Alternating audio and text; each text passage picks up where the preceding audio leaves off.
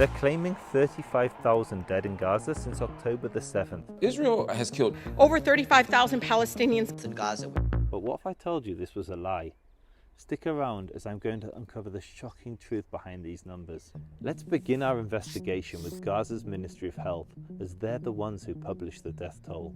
We take figures from the Gaza Health Ministry, which is our counterpart on dealing with the death tolls.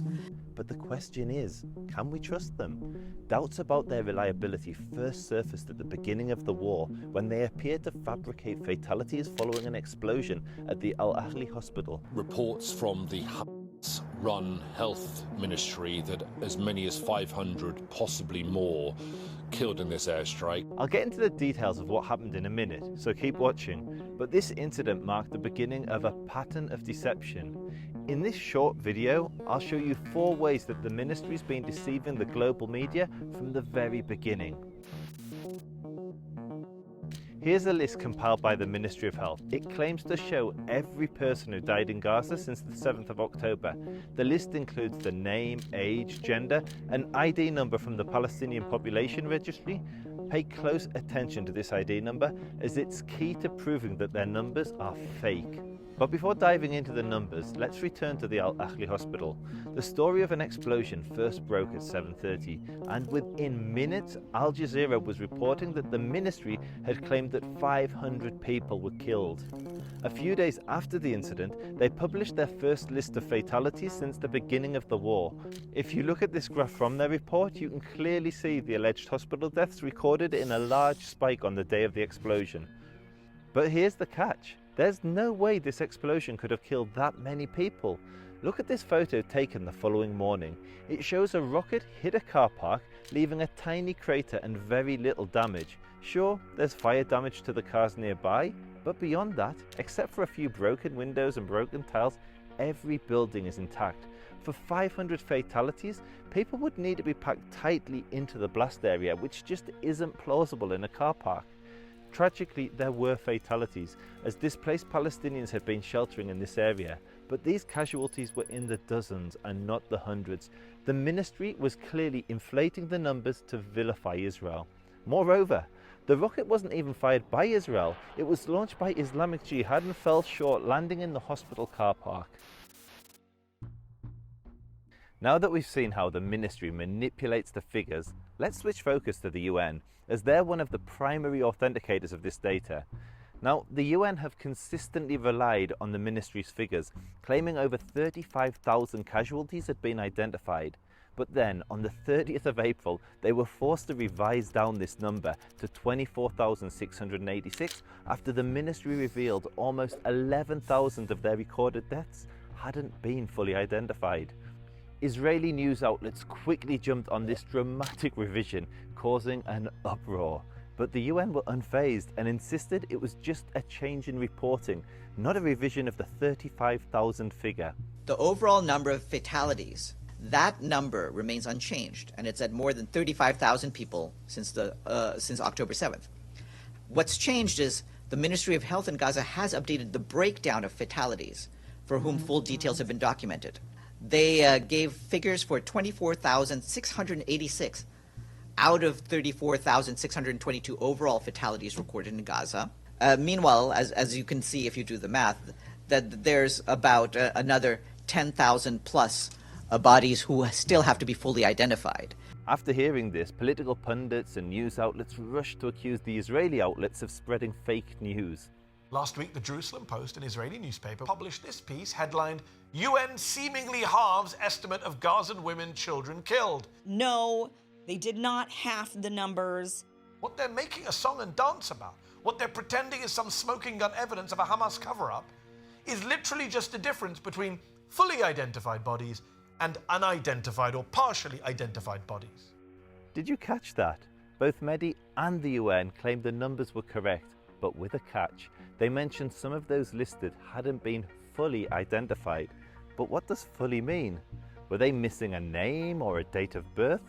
A couple of days later they clarified. The way this works is the bodies or the deaths get counted and registered. That's important. Normally at health facilities, meaning at hospitals or at the morgues. So an ambulance will bring a dead person, or somebody brings the dead person to a morgue. That's where they get registered. So as people are still under the rubble, dead in mass graves somewhere out there on the side of the road, couldn't get picked up in a conflict area, as long as all this is happening, there are still people out there which can't be identified. This accounts for the 10,000 that we know of, or that the health ministry talks about, which are the approximately 10,000 not yet identified. This is a staggering admission.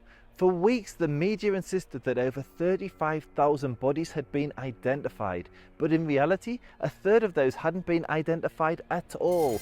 We're simply relying on the ministry to be honest after they've already been caught inflating the numbers. It gets worse.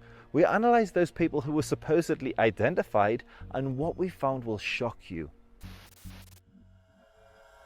Next, let's dig into the fatality list provided by the ministry.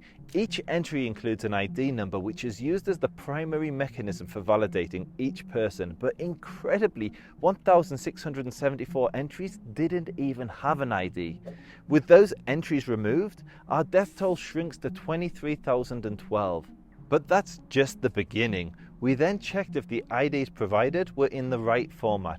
They need to be 9 digits long and only contain numbers.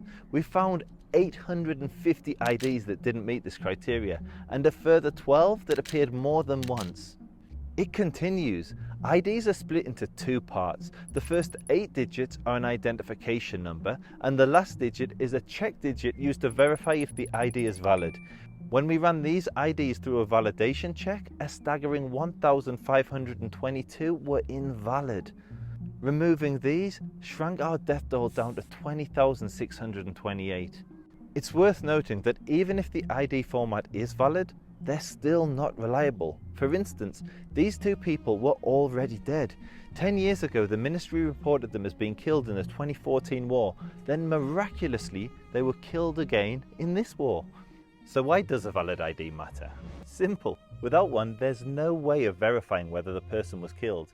We're forced to trust the ministry's word after they've already been caught fabricating fatalities. Finally, there's one more crucial factor to consider before we arrive at our revised death toll: the inclusion of militants in the civilian count. You see, the ministry's list includes both civilians and militants, with no way of differentiating between the two. Now, Israel claims it has killed 14,000 militants. We've killed about 14,000 terrorists. But when we cross-referenced the list, we found that only 4,000 of those with the valid IDs were males of fighting age. So it seems safe to assume that the ministry is deliberately not identifying many of the militants killed by the IDF.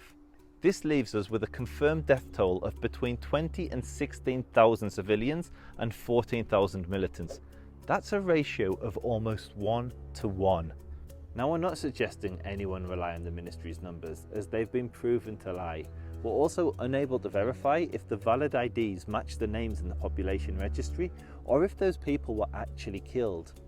But even if their data is accurate, rather than incriminate Israel, it demonstrates that Israel's achieved one of the lowest civilian-to-militant ratios of any major urban conflict. Let us know if you agree with our analysis in the comments below.